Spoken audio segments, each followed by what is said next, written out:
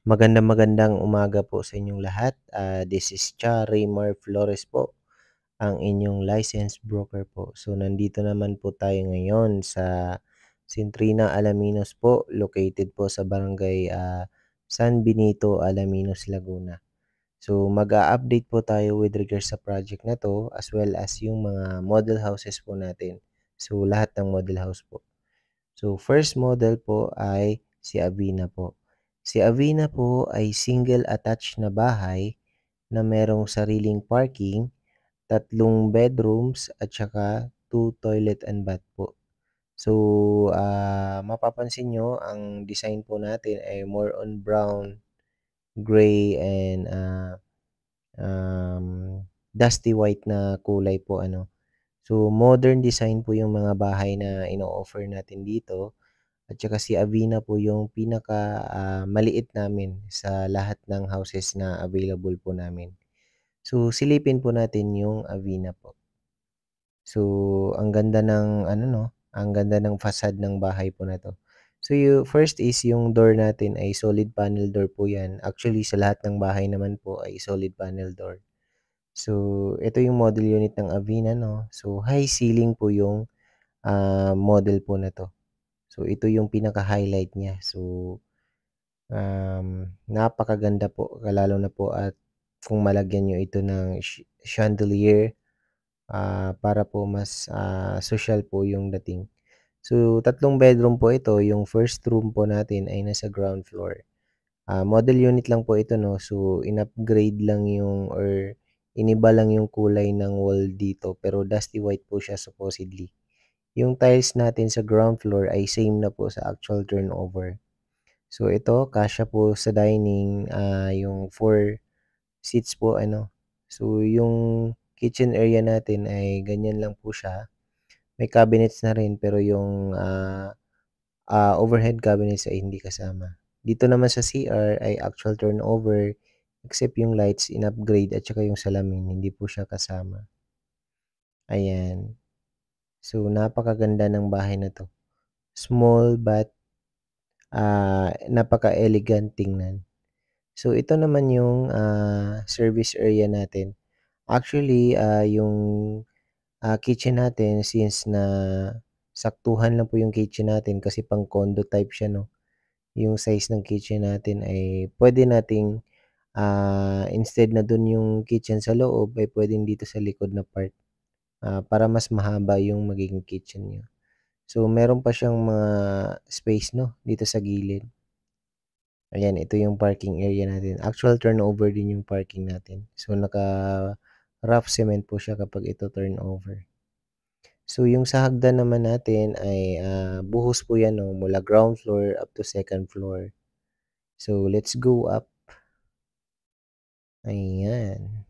So, meron na rin siyang bintana no, sa pagkaakyat ng hagdan. So, hindi po siya ano 'no, hindi po siya madilim kasi as you observe ay napakarami po nating bintana, para po tipid rin sa kuryente tayo 'no. So, wala pa po tayong naka-on na mga, lightings 'no. So, pero maliwanag na po siya. So, ito yung first na CR natin sa, ito naman ay sa second floor, common CR. So, actual turnover din po 'yan except yung salamin hindi kasama. So, yung dalawang rooms po natin ay nandito sa taas. Ito yung first room sa taas. So, dusty white din po yung, actual na turnover natin. Pero dito po ay in-upgrade since na model unit. And by the way, yung cabinets po natin ay hindi kasama. So, naka-interior po kasi. So, ito na yung master's bedroom natin. So, may enough space yung master's bedroom natin 'no, para maglagay ng malaking cabinets, tapos, tables at saka maglagay ng, ah, iba pang accessories. So, naka-sliding door yung, access natin to balcony po. Sa master's bedroom din po yun, daan natin. So, napakaganda na po na ngayon 'no, ng Centrina 'no. So, sa likod actually ng mga malalaking bahay na 'yan ay meron na pong mga nakatira. Ang dami na po nating for turnover din sa this year po. So, ayan ang master's bedroom. So, napakaganda. Ang bahay pala na 'to ay nasa starting price po natin ngayon ay nasa 4.4 million na po ano. Pero kasama na po sa price ang title transfer, bank charges, move-in fees, kumbaga naka-intact na po siya lahat. Wala na kayong babayaran pa kapag lilipat po kayo. So, ayan naka-package na siya. So, unlike kasi sa iba ay, magugulat ka na lang na meron pa palang babayaran. Dito ay wala na po. Next ay si Ara naman po. Si Ara po ay single attached din na bahay, same with, Avina po.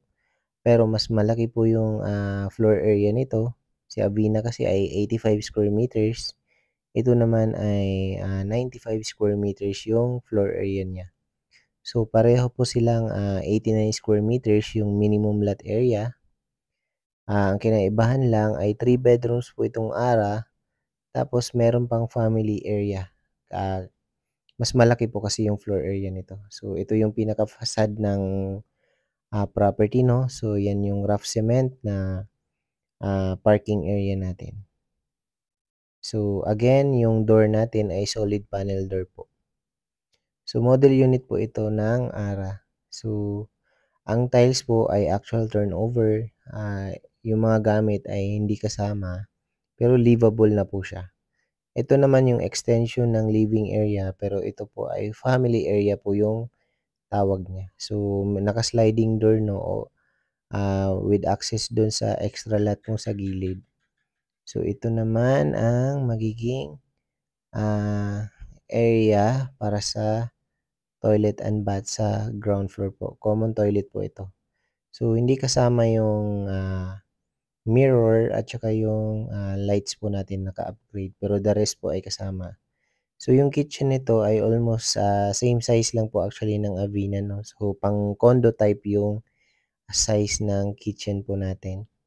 Pero yung kitchen niyo po ay puwede nating, i-extend sa bandang likod kasi may lupa pa naman po tayo. So, ang kailangan lang dito ay ipa-enclose niyo po yung likod na part, susundan niyo po yung firewall sa likuran natin. Ayan, so pahaba yung magiging possible kitchen niyo dito 'no. So, i-enclose niyo na lang para kahit na umulan ay magagamit yung space po na 'to. So, meron ka ring space, extra lot sa gilid ano. So, puwede pang, sampayan or, maliit na garden po. So, ito na yung sa parking area. Sa parking naman ay kasya naman kung SUV ba 'yan or sedan na kotse po. Alright, so sa baba sa gilid ng hagdan ng ARA po ay meron pa po siyang actualling space 'no, yung pinaglagyan ng cabinets na 'yan. So, puwede pa po 'yang, lagyan ng modular kitchen. So, again yung hagdanan po natin ay buhos po 'yan, semento po 'yan mula ground floor up to second floor po. Alright, so ang kulay din po ng wall natin ay hindi po gray. Ang actual turnover po ay, naka-dusty white po siya na Davis paint. So, ang flooring po natin dito ay as is, ganyan yung sa actual turnover, naka-vinyl po siya. Ayan, ito yung first na bedroom sa taas 'no. So, tatlong bedroom po natin ay nasa taas. Ayan, so second bedroom, ito na yon. So, dalawang bintana naman dito, sa first bedroom ay isa lang. So, ayan malalaki lang yung cabins na gamit natin dito 'no. Let's go sa master's bedroom. So, sa master's bedroom po ay napakaraming bintana kaya, napaka-maaliwalas dito 'no, at saka kung bubuksan mo lang yung bintana na 'yan, eh, mahangin na po. So, ito yung common CR 'no. So, dalawa po yung door nitong CR. Yung isang door ay access sa masters, yung isang door ay access para sa dalawang bedrooms po. Ayan, so malaki yung area ng ano 'no, master's bedroom.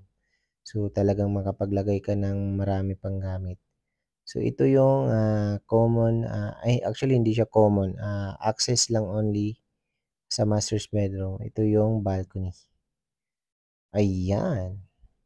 So, napakaganda po ng, ARA na bahay. Ito yung isa sa mga best selling na units po namin, yung ARA po kasi, talagang, napaka-compact po ng bahay po na 'to 'no. So, imagine mo ay, nasa halagang ang price po nito ay nasa 4.5 to 4.7 po depende po sa location ano.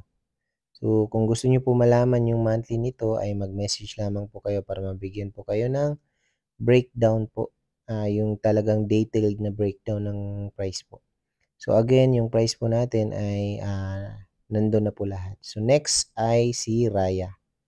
So, ang Raya po ay isa sa pinakamabenta rin naming, package para sa malalaking bahay po namin ano. So, si Raya po ay may floor area na 107 square meters at saka may minimum lot area na 121 square meters po. So, single, detached po yung bahay na 'to 'no. Kumbaga yung bahay po na 'to ay nasa gitna po mismo ng lote. So, may space po sa magkabilaang gilid, left and right and front. Tapos sa likod meron din po. So, ayan. So, ang Raya po na 'to ay, 'yan. So, may bedroom sa baba. So, solid panel door din pala tayo 'no. Ayan. So, eto yung design sa living area, yung sa ceiling niya ay ganyan na po. So, ganyan na po yung actual turnover except yung, lighting fixtures po kasi parang pang bulb light lang po kasi supposedly siya. So, in-upgrade lang po siya. Ayan, yung tiles nito ay actual turnover na po. May pagka-brown yung style ng tiles nito 'no. So, ito yung dining, yung suggestion po ng paglalagay ng dining. So, kasya po ang six-seater na dining table po. Let's go sa kitchen. Sa kitchen po, yung size nitong kitchen ay ganyan na ganyan po, except yung mga cabinet sa taas ay hindi kasama. Pero may cabinets naman na po sa baba 'no. So, aluminum po yung mga cabinets po natin. So, kahit na mabasa ay punas-punas na lang po. Alright, so let's go sa, ano naman po tayo dito sa space or extra lot sa likod. So, naka-ano po siya 'no, naka-sliding door po siya, yung access natin sa likod. So, puwede niyo pa po itong, i-maximize 'no. So, ang masa-suggest dito ay papa-tiles niyo na lang po siguro ito 'no, para mas gamit niyo po yung space sa likod. So, ito yung pinaka-garage niya. So, rough cement din po siya 'no, pero, kasya po yung SUV at saka sedan na kotse. Balik tayo sa loob, pupuntahan natin yung, sa maliit na bedroom sa baba. Actually, maid's room po ito. Ang ginawa dito ay parang maging small office po kasi 'di ba uso po ngayon yung, work from home. So, kaya gano'n yung nagiging setup niya. So, ito yung first na, common CR sa baba. So, again, actual turnover except yung salamin at saka yung lighting fixtures natin. Tapos sa gilid, na part ng hagdan ay puwede pa po yang gawing storage area 'no. So, papagawan niyo lang ng modular kitchen para ma-maximize ang space. So, again yung hagdan po natin ay, mula ground floor up to second floor po ay nakabuhos po yan semento. So, ito yung isa sa pa-highlight ng bahay na 'to 'no, yung sa gilid niya or sa side po pagkaakyat ng hagdan ay naka-glass po. So, upgraded na po yung ano nito 'no, kumbaga mas upgraded itong materials nito compare sa ARA at saka Avina kasi naka-tiles po yung second floor nito. So, kaya medyo mataas din yung price niya, ayan. Tiles po 'yan, nagmukha lang siyang, parang wood. Ito yung first bedroom 'no, so may dalawang bintana rin kaya hindi madilim. So, common CR sa taas, actual turnover din po, except yung salamin and lighting fixtures. Second bedroom sa taas, dalawang bintana rin. So, yung walls po natin ay dusty white po. Ito ay upgraded lang. And lastly ay yung master's bedroom. So, napakalaki po ng bintana ng master's bedroom. So, meron po siyang sariling CR. Ayan. So, mas naiba yung tiles sa CR 'no, compare sa naunang toilet and bath na napasok natin. So, napakaluwag ng master's bedroom, kasya kahit na maglagay ng malaking cabinet at saka malaking, ano po, higaan 'no, ayan. So, by the way, yung ceiling po nito ay ganyan na po yung actual turnover 'no, naka-cove ceiling na po siya. And ito yung, napakagandang ano 'no, ah, salamin or glass window po na scenic view po talaga siya. So, andito tayo sa balcony, 'yan yung magiging, 'yan yung mga development po natin sa ngayon. So marami lang siyang kumbaga yung sa harapan nitong Raya na model ay marami pang ano 'no, lupa or space pero actually ay sold na po 'yan. Pero meron tayong iilan diyan na ano po, available pa, hindi pa nga lang binuksan. So, ang starting price po ng Raya ay nasa 6.6 million po 'no, pero may mga times po na nakakakuha tayo ng mas mababang price po, sa 6.6. Depende na po sa, location po. Kasi itong 6.6 na price po ay, naka-ano, naka-tag po siya as prime location. Pero kapag wala namang ano, hindi niyo naman kayo preferred yung mga prime-prime po na 'yan, ay makakakuha tayo ng mas mababa pa. So ayan, yan po si Raya po. 4 bedrooms with 3 toilet and bath. Next ay si Amira. So si Amira po ay pangalawa sa pinakamalaking bahay po namin dito. Ang floor area po ng, Amira po ay nasa 140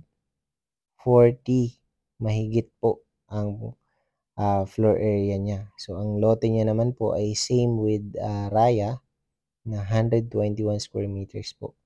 So 4 bedrooms po siya na merong attic, tapos merong 3 toilet and bath and garage po. So ayan, pasok po tayo, yung door po natin ay naka-solid panel door din po.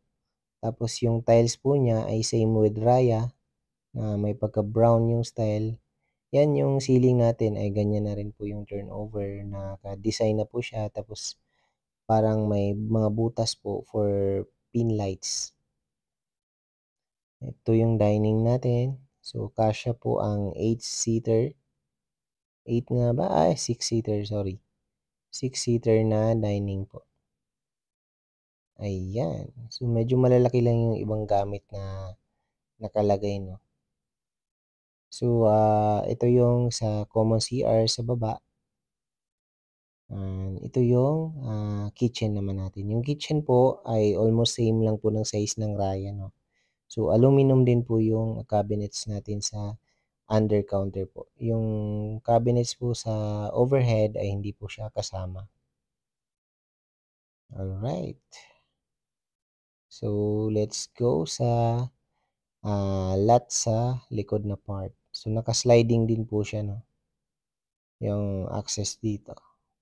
So, ipa-enclose niyo na lang po ito, yung part sa likod para mas, magamit niyo pa po. Kasi kung open lang siya kapag naulan siyempre di niyo rin naman siya magagamit ng maayos. So, ito yung actual na turnover for the parking space. So, nakaano lang po siya, naka-plain cement po. So, kung gusto niyong ipa-tiles puwede po upon turnover po. So, lahat ng bahay po na dito 'no, ay puwede pong lagyan ng gate pero after turnover po. So, by the way ay single, detached po yung Amira 'no, so nasa gitna po yung bahay. And ito yung, maliit na bedroom sa ano 'no, sa baba. Ayan, maliit na bedroom sa baba yung pinuntahan natin. Mm. So, dito sa baba ng hagdan puwede pa actually maglagay ng ano diyan 'no, modular kitchen. Tapos ipatong na lang yung TV. Ito yung, may maid's bedroom sa baba, yung maliit na room. Ayan, dito sa baba ng hagdan ay puwedeng maglagay ng modular kitchen cabinets, tapos iwo-wall hang na lang yung TV po. Yung hagdanan po natin dito ay buhos din mula ground floor up to second floor. Ayan, so ito yung, flooring niya ay same lang din ng Raya, may pagka-brown yung, sa ano 'no, sa flooring natin. Ito yung first bedroom sa taas. So, malaki rin po yung kwarto 'no, ayan maluwag. Mamaya babalik tayo diyan sa balcony. So, ito naman yung, common CR sa taas. Ayan, actual turnover din po 'yan. Ayan, naka-double bed po itong style nito 'no. So, dalawa rin yung bintana, tsaka meron na po siyang malaking area para po sa cabinets. And then ito yung master's bedroom. So, malaki rin yung bintana 'no, pero ang balcony po ng Amira po ay hindi po access sa ano 'no, master's bedroom. Naka-common po yung ano natin, balcony. So, yung ceiling po nitong Amira ay ganyan na rin po, naka-cove ceiling po 'no. So, ayan, scenic view po. So, napakaganda po. Napakalaki ng, bintana niyo po. Ayan. So, si Amira po, yung master's bedroom po niya ay meron siyang walk-in closet 'no, tapos meron din po siyang sariling, toilet and bath po. Ayan, ito yung provision for walk-in closet po. For idea lang po yung walk-in closet 'no.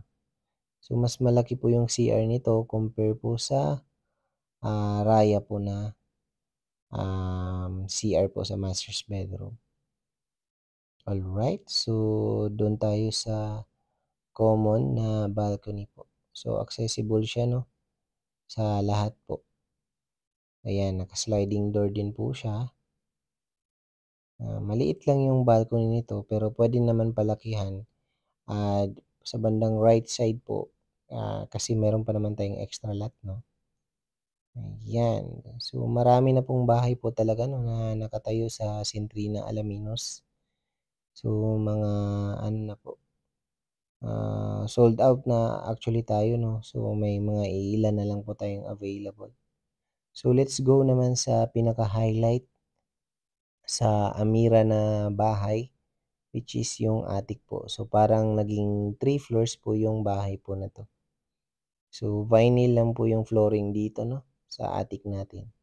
Kaya po ay mas malaki po yung floor area nito compare sa Raya na bahay, dahil po sa attic po. So, puwede po itong, guest room actually or puwedeng, billiards area, study area or kung ano man po yung hilig niyo po, puwede pong dito ilagay. So, puwede po itong ipa-enclose at, palagyan ng air condition unit 'no, para malamig po siya. Alright, baba po tayo. Um, ang starting price po ng Amira ay nasa 7.4 million po. Kasama na po dun yung, title transfer, bank charges, move-in fees, naka-intact na po siya lahat. So, wala na po tayong hidden charges po. Talagang nandun na po. So, with regards naman sa association dues ay napakatagal pa po nating babayaran 'yan, base po sa experience natin sa mga naunang projects natin. 4 years na po silang nakatira dun tsaka pa lang po sila nakapagbayad ng Homeowners Association dues po. Kasi magkakaroon pa tayo ng, mag-e-elect pa kasi tayo ng mga ano 'no, officers nun. So, next ay si Lavin naman na bahay. Si Lavin po na bahay ay ang pinakamalaking bahay po namin dito sa Centrina Alaminos. At the same time, ang pinaka-saleable po namin na bahay dito sa Centrina po. You will know why, mamaya pagkapasok po natin. So, ang Lavin na bahay po ay, ang may kasya po siya sa minimum lot area na 145 square meters po. Pero ang madalas na available ay nasa 170 to 185 na lot area 'no. So, 181 square meters naman ang, floor area po nito. So, sa lot area ay 145 to 185 or more pa po. So, ayan yung living area natin. So, naka-design na rin yung ceiling ng living area natin 'no. Actual turnover din po, ganyan na rin. Same with the tiles, ayan. So, ito yung magiging dining natin ano. Ayan, ito naman yung common CR sa baba ng hagdan. Actual turnover except yung salamin. So, yung tiles natin ay same with the actual turnover. Ayan, naka-sliding door yung access natin, papunta sa space or sa lot na nasa part ng likod po. Single detached po yung Silavin by the way, ano. So, nasa gitna po yung bahay ng lote po. So, bale po may magkabilaang sides ay mayroong lot. Ito ay ginawang parang dining 'no, pero actually bedroom pa po 'yan, maid's room po. So, lahat ng kwarto po natin from Avina to Lavin po ay meron pong mga abang or provision para sa window type na air condition unit po ano. So, ito yung, lot po sa bandang likod. So, kasya po ang dalawang kotse sa Lavin na bahay 'no. So, pahaba po yung magiging parking niya. So, ang size po ng lot nitong ano po, nitong Lavin po na model unit ay 174 square meters po. So, malaki po talaga siya. So, solid panel door by the way yung ano natin 'no, yung main door po natin. Alright. So, doon naman tayo sa, um, area ng kitchen po. So, actual turnover yung kitchen natin 'no. Yung naka-granite na po siya, ganyan na po siya kalaki talaga. So, parang may bar counter na po siya. Ayan, actual turnover na po 'yan, pati yung cabinet sa baba except yung sa taas po. Ayan, actually may video na po ako nito, puwede niyo pong i-browse dito sa YouTube channel po natin. Ayan, ito yung guest room sa baba. So, kung ang maganda nito kung may kasama kayong matanda, sa bahay ay hindi na kailangan na umakyat-akyat pa sila 'no, kasi may kwarto na po sa baba. So, let's go sa taas. So, again yung, yung hagdanan po natin, mula ground floor up to attic naman po ay nakasemento po 'yan, buhos po 'yan. Ayan, yung naka-slab po lahat na ito 'no, yung second floor po natin. Ayan, ito yung, common CR sa taas. Actual turnover except yung salamin at saka yung lighting fixtures. So, same with the flooring natin sa second floor, actual turnover. Dito muna tayo sa room sa, bandang papasok 'no.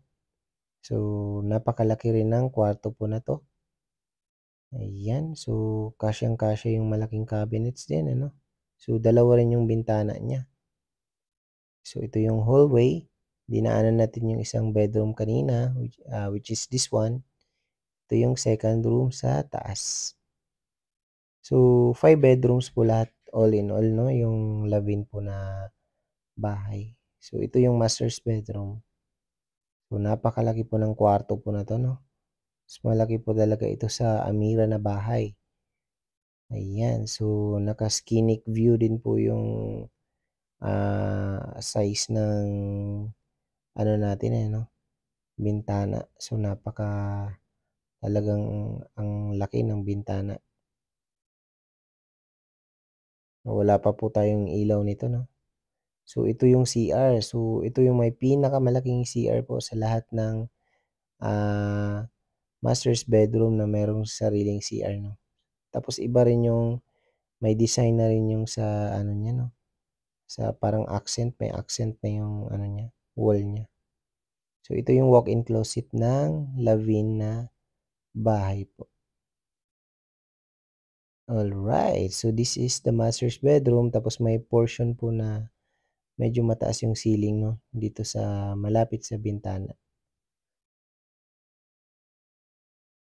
So, ang starting price by the way natin ng Lavin na bahay po ay nasa 9 million na po mahigit 'no. From 9.1 to as high as 9.8 million po. So again, kasama na po dun yung title transfer, bank charges, move-in fees like water at saka electricity po. Kumbaga ah, kakabitan po ng sentrina ng tubig ang kuryente bago po i-turn over. So yung balcony nito ay maliit lang pero puwede niyong i-cover yung, dalawang pahabang parking niyo po ano, para mas lumawak pa po yung balcony niyo. So let's go sa pinaka-highlight po, which is yung attic po.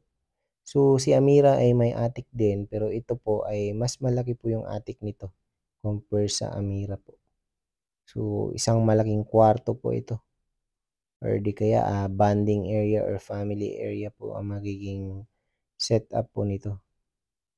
Ayan, 'di ba? So puwedeng maglagay ng KTV area lalo na kapag parang family gatherings 'no, yung family. Ayan, so napakarami ng bahay po. So maganda dito ay puwede kayong maglagay ng ano 'no, mga solar panel para po ay mas makatipid po kayo sa kuryente. Ayan, so kasi hindi po maba-block yung ano nito, kasi mataas po yung bahay na 'to. So that's it for Lavin po na bahay. So if interesado ka sa bahay na 'to, ay mas importante po na mag-secure na po kayo ng mga requirements at puwede na tayong mag-LOI with reservation po para ma-priority po kayo once may ma-open na unit. So magbibigay lang tayo ng konting, update 'no with regards sa construction. So nandito tayo sa main road, sa harapan ng, um, open space or yung amenity area po natin. Dito sa side ng may mga hollow blocks po. So, ang dami na pong bahay na nakatayo 'no. So ito, shoutout sa isa sa mga pinakamabait ko pong clients ano, sila Mr. and Mrs. De La Rosa, ayan. Alam mo na sir yung kung saan yung bahay niyo po dito 'no, ayan, ayan. Tadang! Ayan sir malapit na, napakabilis lang ng construction sir 'no. So facing, sunrise yung kanila, Lavin naman po ito. Ayan sir, nagbigay na ako ng update sa inyo. Silipin din natin yung mga ibang updates or construction updates ng ibang mga houses within the area po 'no, na malapit sa amenity. Ayan, napakarami na po talaga.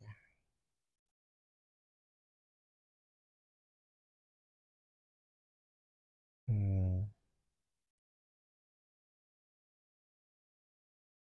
So ang kagandahan po kay Centrina po ay, nag-i-start na po yung construction ng bahay, 6 months bago matapos yung down payment.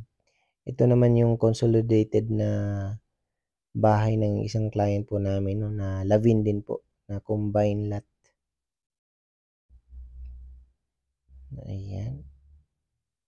So, ito ay nasa part ng block 13, 14 gano'n po. Hindi po ako nagkakamali. So, more on, ara na bahay na ito ay ano naman, sa isang client ko po ito. So, shout out kila Mr. and Mrs. Villanueva naman po. So, Amira na bahay po ito, malapit sa amenity area. Ayan, so malapit na, malapit na. nagfa-finishing touches na lang. Ayan, so kung gusto niyong makakuha ng details about sa project ay mag-message po kayo agad. So yun lang po, maraming maraming salamat.